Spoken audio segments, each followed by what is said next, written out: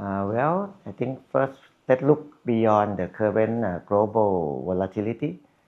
I would say Vietnam foundation is really strong and attractive.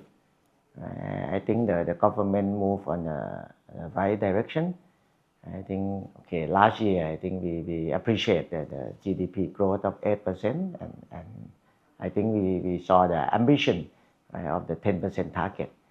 Uh, I'm sure that I think with the I think the hard working on the government reform, political reform, economic reform, and green transition, I think this will pave the way for the bright future of Vietnam. And I have to congratulate to the new leadership for the next 5 years.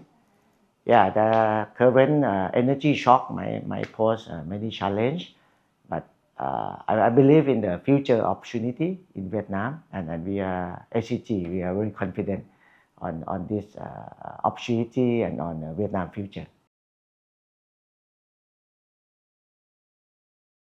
On the green side, say SCG, we invest a lot in research and technology right, to making the greener product. Right? For example, the low carbon cement, the green packaging, right, green tie, or even green polymer.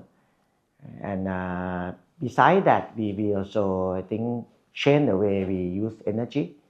Right? We are maximizing the alternative fuel in cement paper mill. And we also adding solar roof, right? And now we are make ourselves ready for the direct power purchase agreement policy. On digital side, I think we also invest in digital tools, in AI, right? In our factory and in our company. I think recently we also I think collaborate with FPT, right? How to accelerate our digital transformation.